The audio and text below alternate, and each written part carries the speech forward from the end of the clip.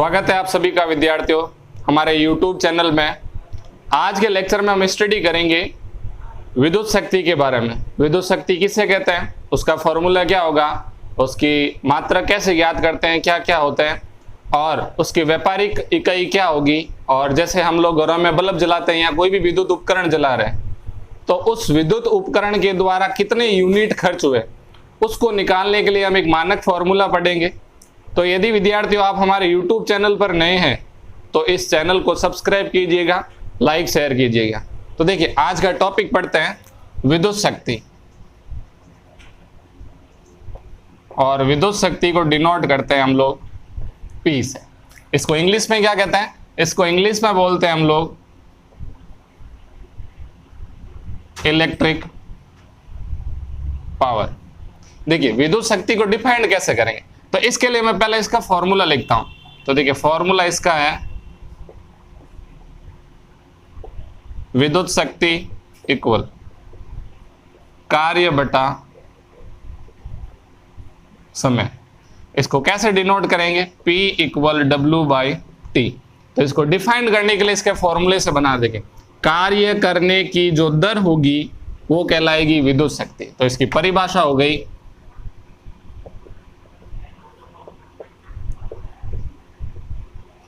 किसी कार्य को करने की दर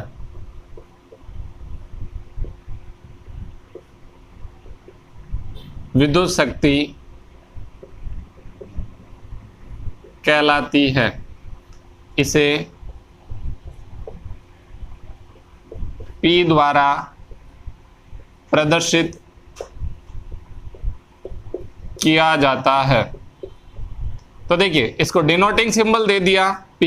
इसका फॉर्मूला क्या हो गया, फॉर्मूला हो गया P equal W by T। ये तो था हमारे फॉर्मूले के द्वारा जो हमने मान प्राप्त कर लिया। इसको कैसे डिफाइन करते हैं, क्या इसका फॉर्मूला होगा। अब देखिए मैं अगर इसमें एक वर्ड चेंज कर दूं, यहां पर दर की जगह क्या लिख दूं, समता। अगर समता लिख दिया तो वो किसकी परिभाषा हो जाएगी, वो परिभाषा हो जाएगी विद्युत ऊर्जा की। किसी कार्य को करने की क्षमता होती है वो कहलाती है विद्युत ऊर्जा। तो देखिए इसके बाद हम इसका मात्रक पढ़ते हैं। इसका मात्रक, तो देखिए कार्य का मात्रक होता है जूल और समय का मात्रक होता है सेकंड। इसको ऐसे भी लिख सकते हैं जूल अपॉन सेकंड। फिर इसका ऐसा ही मात्रक, तो देखिए इसका ऐसा ही मात्रक होता है, वो होता है वाट। इसको इंग्लिश में लिखते हैं ऐसे। आप देखिए इसके मात्रकों के कुछ सिस्टम बता रहा हूं, वो एक अच्छी तरीके से देख लीजिए। काफी बार इसमें यूनिट मेजरमेंट चेंज करते समय ये यूज करते हैं। देखिए KW, MW, GW और HP। अब ये इकाई तो हमने लिख दी, लेकिन इसका मतलब क्या हुआ, इसको बोलते हैं हम लोग किलोवाट, इसको बोलते हैं मेगावाट, इसको गीगावाट और इसको बोलते हैं हॉर्स पावर। इसको हिंदी में बोलते हैं अश्व शक्ति। ये काफी बार कंपटीशन एग्जाम में पूछा जा चुका है कि 1 HP किसके इक्विवेलेंट होता है, मतलब 1 हॉर्स पावर कितना होगा। तो देखिए अगर किलोवाट दे रखा तो उसको कन्वर्ट करना, तो कन्वर्ट कैसे करेंगे, उसको लिखेंगे 10⁻³ वॉट। मेगा है तो उसको कैसे लिखेंगे 10⁻6 वॉट। और गीगा है तो उसको कैसे लिखेंगे 10⁻9 वॉट। और 1 हॉर्स पावर दे रखा है तो वो किसके इक्विवेलेंट होगा, 469 वॉट के इक्विवेलेंट होगा। अब देखिए इस फॉर्मूले के अकॉर्डिंग मैं कुछ और इसके अन्य मात्रक बता रहा हूं या अन्य सूत्र प्रयुक्त कर रहे हैं, वो देखिए। हम लोगों ने पढ़ा कि W इक्वल होता है VIT। अब आप लोग इसमें कंफ्यूज होंगे कि VIT आया कैसे। तो देखिए इसके लिए एक फॉर्मूला होता है V equal W by Q। तो W इक्वल हो जाएगा V इंटू Q। और आपने ऐसा पढ़ा है कि I बराबर क्या होता है Q बाई T। तो Q इक्वल हो जाएगा IT। मैं इसको यहाँ पर पुट कर रहा हूँ, तो W इक्वल हो जाएगा VIT। तो देखिए हम लोगों ने फॉर्मूला लिखा W इक्वल VIT, तो इसको कैसे प्राप्त किया ये मैंने आपको इसका डेरिवेशन व्युत्पन्न बता दिया। अब इस W की वैल्यू मैं इसमें पुट कर रहा हूं, तो देखना P इक्वल W की वैल्यू है VIT और डिवाइड में है T, तो T से T क्या हो गया, कैंसिल। क्या फॉर्मूला बन गया, P इक्वल VI। एक तो ये फॉर्मूला बन गया। अब दूसरा फॉर्मूला क्या बनेगा, देखिए दूसरा फॉर्मूला है, हमने पढ़ा V इक्वल क्या होता है IR, तो यहां पर V की वैल्यू पुट कर दे तो IR मल्टीप्लाई I, फॉर्मूला बन जाएगा I स्क्वायर R। ये बन गया P का सूत्र। और इसी के अकॉर्डिंग I इक्वल क्या हो जाएगा V अपॉन R। तो देखिए P इक्वल I नहीं है, I का क्या है स्क्वायर, तो यहां पर हो जाएगा V square upon R square multiply R, इससे ये वाला क्या हो गया कैंसिल। P इक्वल क्या हो गया V स्क्वायर अपॉन R। तो देखिए अगर P का फॉर्मूला W अपॉन T बोले, ये तो एक नॉर्मल सा फॉर्मूला है। अगर ये राशियां दे दे और आपको कुल शक्ति ज्ञात करने का पूछ ले, तो इसका ये प्रोसीजर है। अब देखिए इसके अकॉर्डिंग एक और बात करते हैं इसके लिए। यहां पर आपने पढ़ा P equal W upon T, तो W इक्वल क्या हो जाएगा, W इक्वल हो जाएगा P इंटू T। और आप लोग जानते हैं कि किया गया कार्य होगा वो विद्युत ऊर्जा के बराबर होगा। तो देखिए इसके लिए मैं एक फॉर्मूला डेराइव करता हूं, कार्य बराबर शक्ति इंटू समय। तो देखिए इसको किससे डिनोट करेंगे, W P इंटू T से, या फिर पहले इसको डेराइव कर देते हैं। जो कार्य होगा वो किसके बराबर हो जाएगा, ऊर्जा के बराबर हो जाएगा। तो मैंने यहां पर लिख दिया ऊर्जा, और शक्ति इंटू क्या हो जाएगा, समय हो जाएगा। तो इसको U से, इसको P से इंटू T, ये बन गया एक विद्युत शक्ति का सूत्र।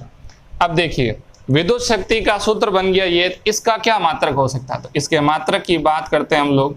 तो देखिए इसका मात्रक होगा वॉट आर, वॉट घंटा। अगर एक यूनिट के पदों में बात करें तो इसको लिख सकते हैं kWh। अब ये kWh क्या है, इसको लिखते हैं हम किलो वॉट आर।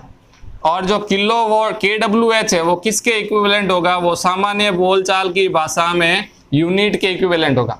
जैसे हम लोगों ने देखा कि घर पे कोई मीटर की रीडिंग लेने आता है, तो मीटर की रीडिंग लेना तो उसको बटन को प्रेस करके देखता है कि उसमें कितने यूनिट आए।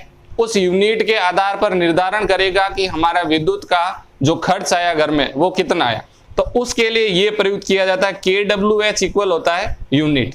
तो देखिए kWh इक्वल यूनिट तो लिख दिया हमने। आपको कोई क्वेश्चन कर ले कि kWh में कितने वोट इनटू सेकेंड होता है, ये काफी बार सीधा क्वेश्चन भी पुट अप हो सकता है। तो इसको फाइंड करने के लिए पहले एक बार इसका स्क्रीनशॉट ले लीजिए, फिर अगला करते हैं।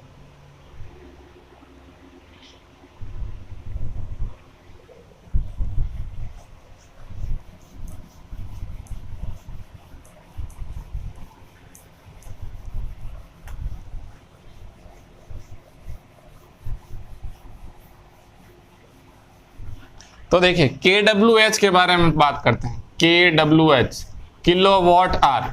देखिए एक किलो में अभी बताया था, वोट को चेंज किया तो 10⁻³ वोट को मैं वोट में ही रख रहा हूं। और आर में कितने सेकंड होते हैं, आर में सेकंड होते हैं 3600 सेकंड होते हैं। तो इसको मैं कैसे लिख सकता हूं, 10⁻³ 10⁻², 36 लिख दिया। 2 डिजिट 2 जीरो है तो इसको 10⁻² लिख दिया। और कैसे लिख सकता है 36 मल्टीप्लाई 10⁻5। इसको और कैसे लिख सकते हैं 3.6 10⁻6। तो आपको अगर पूछ ले कि एक kWh इक्वल होता है तो वो होता है 3.6 10⁻6 वॉट मल्टीप्लाई सेकेंड। ये एक स्पेशल मान होता है kWh का, जो काफी बार पूछा भी गया एग्जाम में।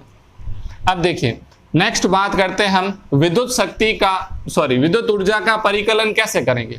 घर में कोई बल्ब जल रहा है या फ्रिज जल रहा है या फिर कोई भी विद्युत उपकरण जल रहा है, उसका वॉट और शक्ति दे रखी है, तो उसका कितना यूनिट मेजरमेंट होगा वो कैसे करेंगे? तो उसके लिए एक फॉर्मूला होता है, देखिए